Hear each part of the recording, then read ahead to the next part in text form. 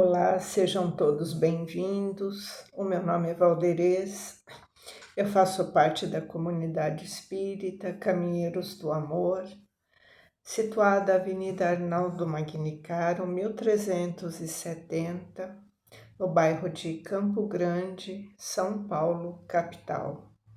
Estamos aqui na tarefa da divulgação da doutrina dos espíritos. E hoje vamos comentar sobre duas questões, mas antes de darmos início ao seguimento dos nossos estudos dessa semana, vamos fazer a nossa prece, a nossa oração, que é a forma que nós temos de nos conectarmos ao plano maior, rogando a Deus, o nosso Pai, o nosso Criador, agradecendo por mais um dia, pela oportunidade da vida e de estarmos aqui mais uma vez na tarefa de desenvolver aquilo que nos falta, de nos aproximarmos da lei de amor. Agradecemos também a Jesus, o nosso irmão maior, que nos trouxe o direcionamento, a cartilha do amor, o Evangelho, que nos aproxima das verdades espirituais e de tudo aquilo que devemos conquistar interiormente através da nossa transformação moral para alcançarmos uma plenitude espiritual. Sendo assim, Jesus é o nosso modelo, é o nosso guia, é o nosso farol a nos iluminar. E assim, nessas vibrações, nesse ambiente acolhedor e amoroso que se forma através dessa prece, da oração, que nós possamos ter condições de refletir sobre esses questionamentos e essas respostas do Livro dos Espíritos. Sendo assim, pedimos licença para iniciarmos os estudos dessa semana. Então, o tema do nosso estudo é a igualdade perante o túmulo. Nós iremos refletir sobre duas questões, que é a 823 e a 824, que está na lei de igualdade, nesse capítulo número 9, o tema central é a lei de igualdade, e nós estamos no item 7, a igualdade perante o túmulo. E aí, o que seria essa igualdade perante o túmulo, segundo as observações aqui, as respostas trazidas pelos benfeitores? Então, essa igualdade perante o túmulo, nesse contexto espírita, refere-se à ideia que, diante da morte, todas as diferenças sociais e materiais que separam nós, enquanto aqui encarnados na Terra, tudo isso vai desaparecer na hora do desencarne. Então, independente da riqueza que a pessoa haja acumulado, da posição social que ela ocupava ou da fama que ela tinha, todos se igualam na experiência da morte e no retorno à vida espiritual. Então, olha que interessante, nós termos a compreensão do que é essa igualdade perante o túmulo.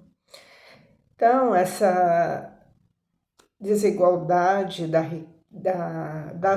vida terrena, Então, o que o Espiritismo nos traz? Ele reconhece que existe aqui as desigualdades materiais e sociais entre nós enquanto estamos aqui na Terra. Mas essas diferenças, elas não refletem a realidade espiritual. Quando o corpo físico ele morre, todas as distinções terrenas, né, são deixadas para trás.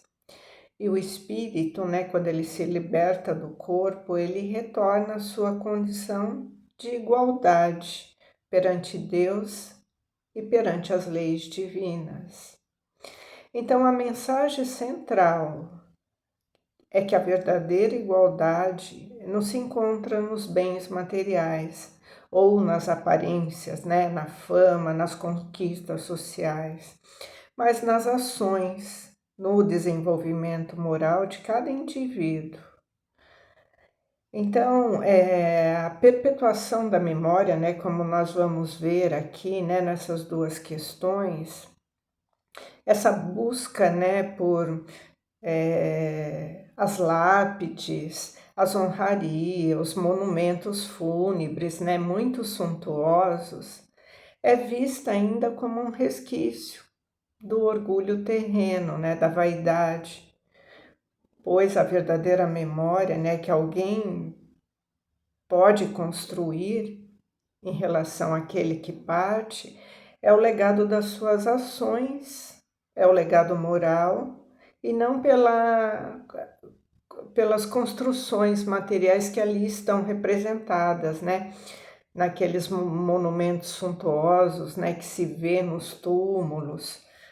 Então, esse túmulo, né, é considerado um ponto de encontro de todos os homens, né, onde as diferenças humanas eles se dissolvem. Então, a morte é um evento, né, que iguala todos nós, onde o corpo físico ele é deixado para trás e o espírito se prepara para a sua nova jornada, né? Então, ali o espírito volta realmente para a sua condição inicial de espírito, independente de toda a suntuosidade, né, dos cortejos fúnebres. Então, todos nós somos iguais perante essa condição. Então vamos ver, né, o que o Kardec está perguntando aqui nessas questões, né? Vamos ler, fazer a leitura, mas assim já demos um norte, né, do que cita essas duas questões, para que a gente entenda realmente o que seria essa desigualdade perante a morte. Então, Kardec pergunta na questão número 823, de onde vem o desejo de perpetuar a própria memória nos monumentos fúnebres? E eles respondem, é o derradeiro ato de orgulho. E ele continua perguntando dentro dessa mesma questão, no item A. Mas a suntuosidade dos monumentos fúnebres não é, na maioria das vezes, determinada pelos parentes que desejam honrar a memória do falecido e não por este? E eles respondem: o orgulho dos parentes que querem honrar-se a si mesmo? Oh, sim, nem sempre é pelo morto que fazem todas essas demonstrações, mas pelo amor próprio, por consideração ao mundo e para exibição de riqueza. Crês que a lembrança de um ser querido seja menos durável no coração do pobre, porque ele só pode colocar uma flor sobre a sua tumba? Crê que o mármore salva do esquecimento aquele que foi útil à terra? Então, olha a resposta, né? É muito sensata e muito explicativa, né? Que os benfeitores aqui estão nos dando. Então, ele primeiro pergunta de onde vem esse desejo, né, de perpetuar a memória nesses monumentos, né? Então, ele fala que isso é uma questão do orgulho.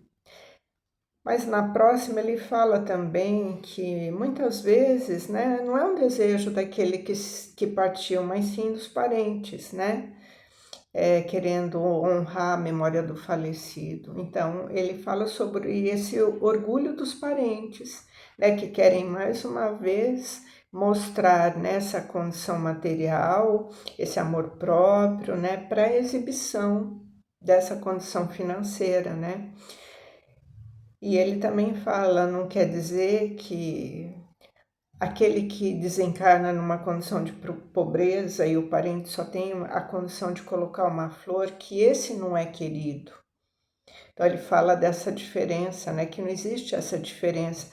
Não é porque você dá um túmulo suntuoso que o seu ente querido valia muito mais nessa questão do que aquele que só foi colocado uma flor, né? Que a questão da riqueza espiritual não está atrelado a essa condição, né? Da riqueza do mundo material que a gente está acostumado.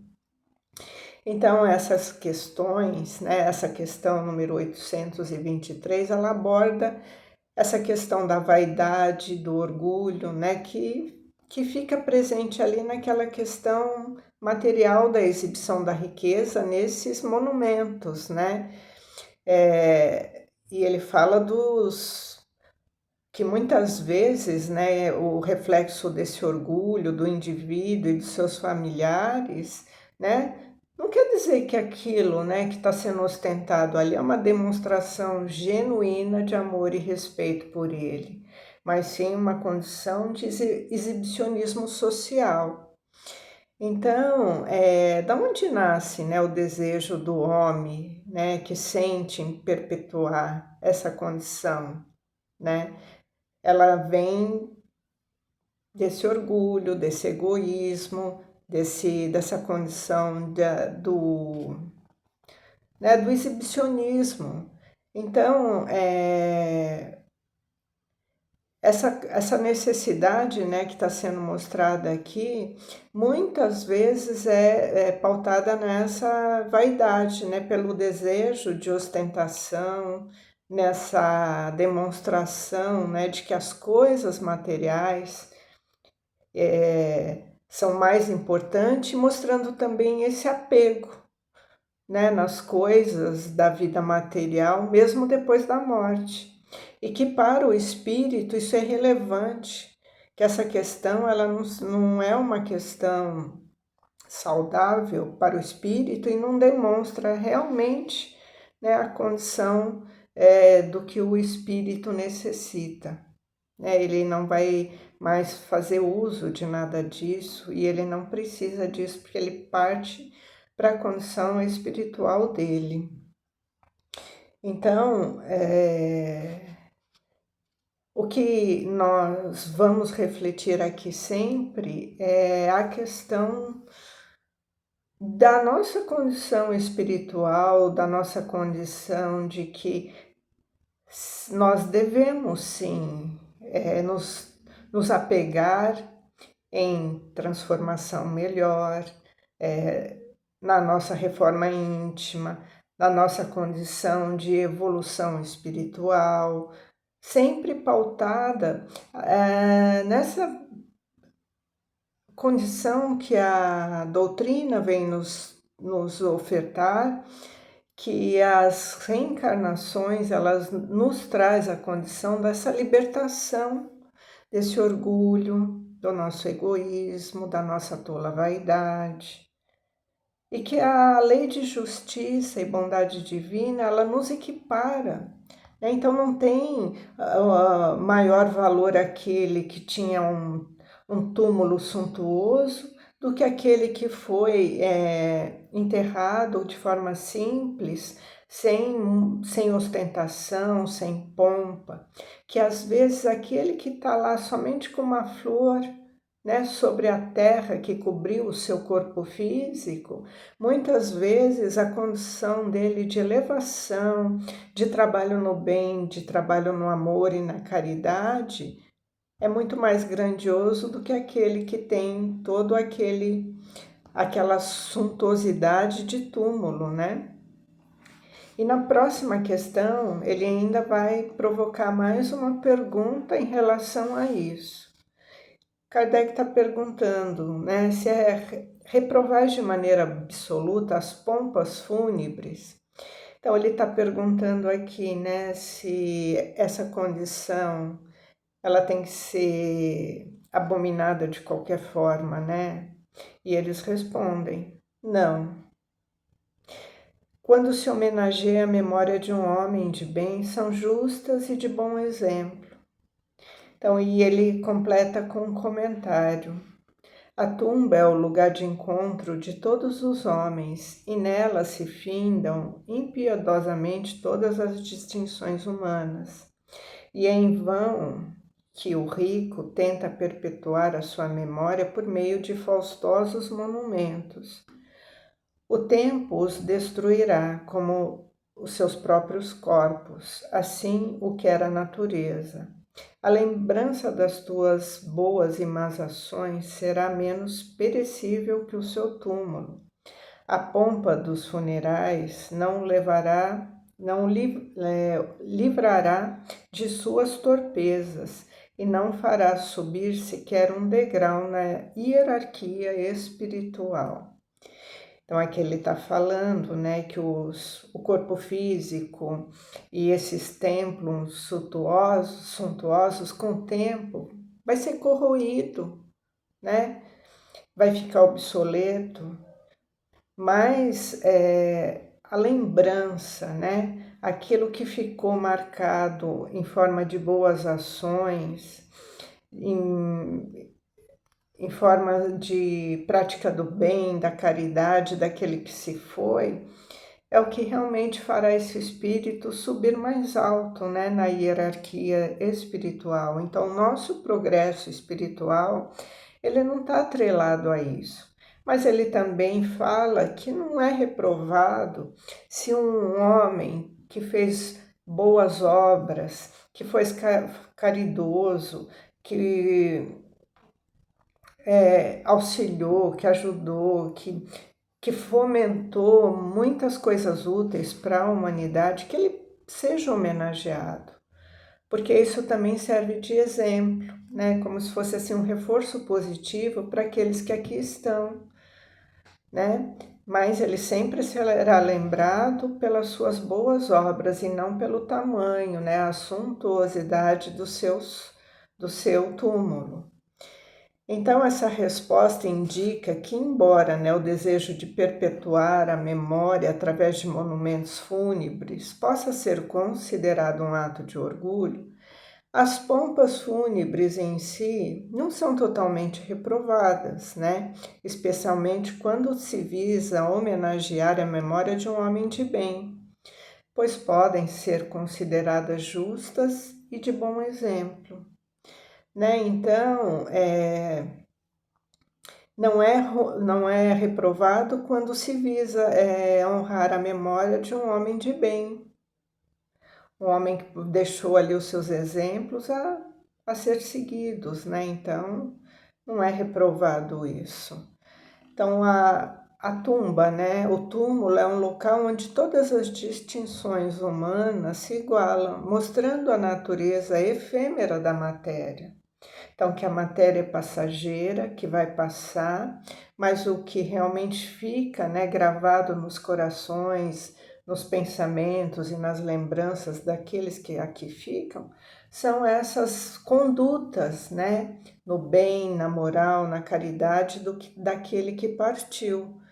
Né? Então, as lembranças das ações de um indivíduo é mais duradoura do que o seu túmulo.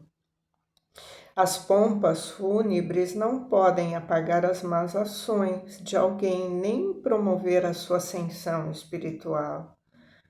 Então, não é as diferenças materiais ali no momento do cortejo, né, que diferencia o homem de bem.